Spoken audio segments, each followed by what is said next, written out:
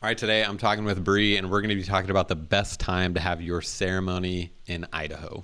Yes, it's an important thing. I feel like it's something that goes, people think about it, but they also don't quite know. And there's a lot of factors to think about what time to have a ceremony, whether that be, what time the reception is going to start or if there's logistics. But for us, you and I, Gray, light is probably one of the things that we think about the most for a ceremony.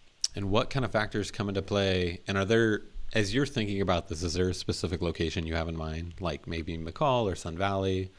Are there things you're thinking, okay, great, if you're getting married in these locations, in light of the wedding day, because like you said, there's a lot of events going on around it, dinner, people, guests, timing, the end of the night, because it's just a big domino effect of when you have that. What are your encouragements to couples of when they should have a ceremony time in light of all those factors? So definitely thinking of McCall, Sun Valley, anywhere Stanley that we are in high mountains here in Idaho.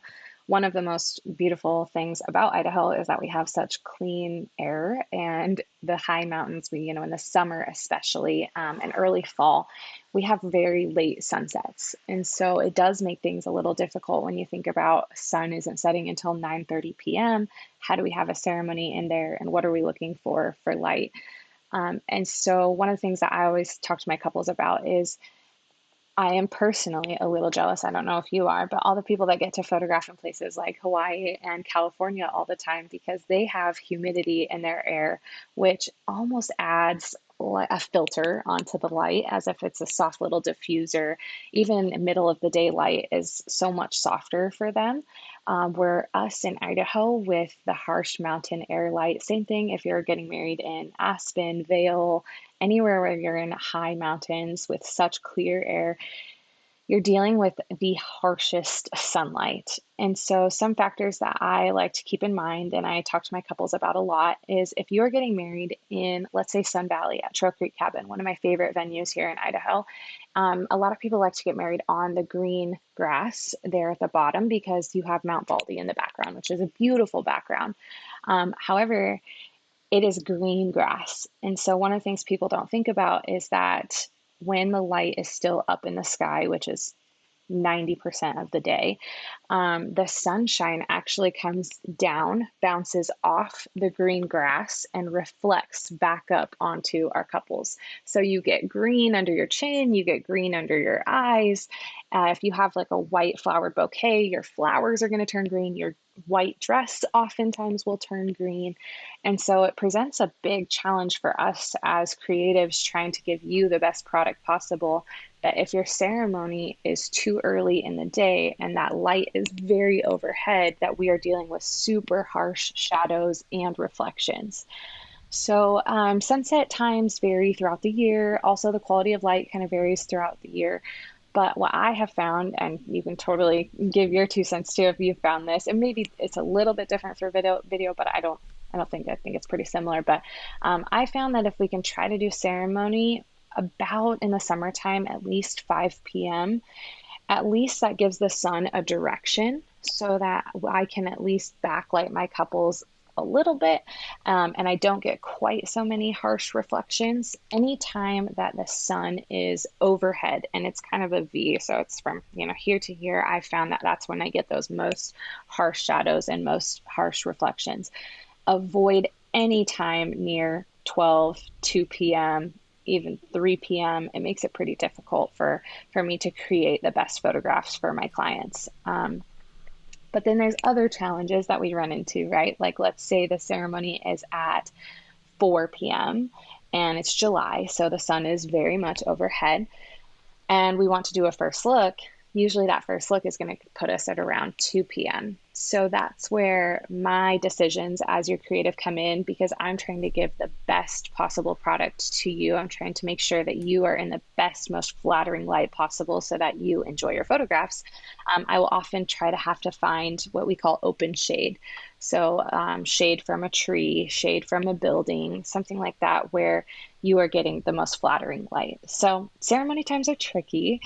I understand that, but I would say if we can try in the summer and early fall to push the ceremony to about 5:30, even 6 p.m., that's going to provide the best possible light for an outdoor ceremony in Idaho. Yeah, there's a lot going on with that. The light's really interesting, especially up there too at that specific venue at Trail Creek Cabin.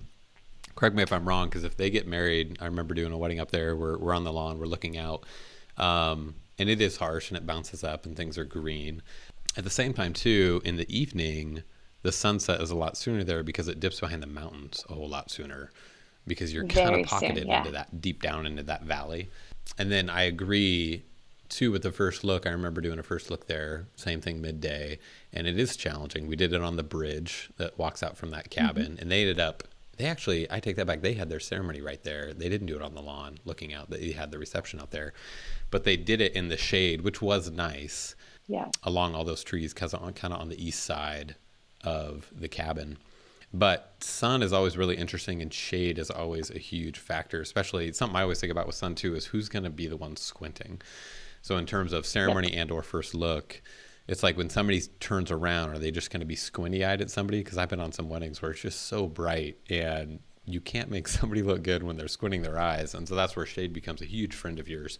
And so that's a lot of times why we're looking for spots like that to put you in, because we just, even on ceremony, I always feel bad sometimes. And we've switched it before where we've put the groom on the untraditional side just so the bride didn't have to squint the whole time. And we kind of stuck him with that pickle. So yeah, a lot of things to think about with sun. You're like, sorry, bud, And you're gonna be squinting. I know it's like, who do you want to squint? It's like I'm always like, let's always put the bride in the better location and make the guy figure it out. So, anyways, and it's kind of Yeah. a tough one. And He's taken sacrifices already. there's Wedding day. yeah, there's so many factors. I mean, you think about sun location, you think about what you want in your background, and sometimes those just don't go hand in hand. And I've had couples where Hmm. for video too, a lot of times it can be challenging to put somebody in a dimly lit area when the background is highly lit. And so like I think about couples will often think about that where they're like, oh, we want to get a shot right here, and me as a videographer, I'm just thinking, well, that's a completely shaded spot, and I get you want your background, but there's no way for me to bring those two together. You in Absolutely. the other video where we were talking about the one of the reasons you love not dynamic film is because of the dynamic range. And essentially what that means is that when she shoots on film, she can see the super brights and then the really darks, and they just like our eye can kind of pick up those depths, where some cameras just have a hard time with that. And so on a wedding day, because we're not in complete control of everything, we have to work within parameters of the schedule. We're trying to find the best solution in light of all those different factors. I always explain it to my clients that, when you see a beautiful sunset and you're like, oh, take my picture in front of this. And so they stand out in front of the sunset. And you go to take the picture on your cell phone and you're like, wait a minute, you either have to click on them, which makes them very bright, and the sunset just goes away, or you have to click on the sunset and then they're silhouetted. And I explained to them that that is the best description of dynamic range that I can give. Same thing in really bright days, just like you're talking about. Let's say we did find shade and then there's a beautiful mountain lake behind or something. And they're like, well, you want us in shade, right? Like you've told us that shade is the best. So if we stand here, can you get this whole beautiful mountain lake behind us? And it's like, actually, no, because the stops of light difference between how dark you are in the shade and how bright that mountain lake is probably close to 20 stops. And the most that our cameras can see usually are about 13 to 14. Yeah. Film can sometimes get up to 16, but it's that's such a difference. It's so difficult for people to, but once they hear it and they understand it, I think they're like, okay, I got it. Where I'm like, I'm actually going to photograph you the other way where you're in the shade, but behind you is a building because you are going to be so much more flattered. But it's difficult. I shoot in Hawaii a lot, and that happens too. Is like people want the ocean, obviously. That's why they're getting married in Hawaii behind them. But the sun might be so bright, and then the ocean behind them that you can't even see the ocean at that time of day. Now, however, once the sun starts setting and the light has diffused and those stops of lights aren't like this, now they're like this. Hmm. Now I can photograph them be like beautifully in that spot. But when earlier in the day the stops of light are so vastly different, one of you is going to look horrible, whether that be the ocean or you guys. And so we just have to find the timeline, a time where I can make both of you look so good. Same thing at Trail Creek Cabin. There is a time to photograph there on the lawn and get a gorgeous shot of Baldy in the background. Hmm. It's just not noon. noon is going to be horrible. Like you're not going to Yeah. enjoy that photograph. You're going to see all those reflections and things you don't like. If we wait a little later and we get closer to that sunset time that you were talking about, where it goes up behind the hill there, now you're flattering for light, and so is Baldy, and so is the grass. And it's a beautiful shot. It's just waiting for that right time and making that work within a wedding timeline.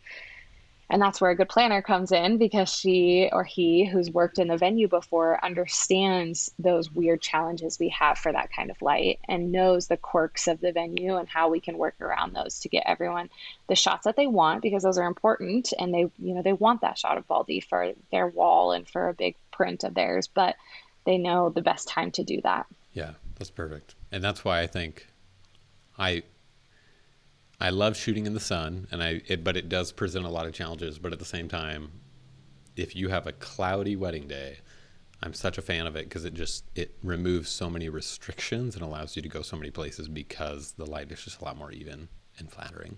So funny enough, film actually hates overcast light. But mentally, I love overcast light. It's just on film, it comes out cloudy and kind of muddy colors and stuff. So if I photograph film on a rainy wedding day, it actually will not come out well. You will not like the end product. So typically, if I have a rainy wedding day or a really overcast wedding day, I actually will shoot digital, because in that moment, I know the best tool to give my clients what is going to be the most flattering to them. But mentally, on those really bright sunny days, I'm like, oh, but I know that on film it will translate the best. So it's a funny challenge there too. You mentioned wedding planners. Are there planners that come to mind in the Sun Valley area that you would recommend to couples that you love working with? Absolutely, there's so many. Sun Valley brings in planners from all over the world as well. I've worked with planners a lot from California, but there are some amazing local wedding planners in Sun Valley. There's London and Gray Events are wonderful to work with. Amanda Seward, Heather Miners up there, Sprout Design. Hopefully you guys enjoyed watching this video. If you guys are getting married in Idaho, as you're thinking about when should we have our ceremony time, this is our take from a wedding videographer and a wedding photographer.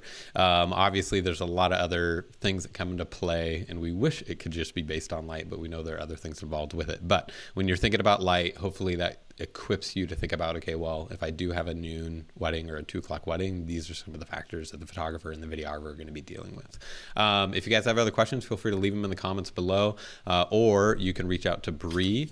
Her website is www.briethomason, so BrieThomason.com.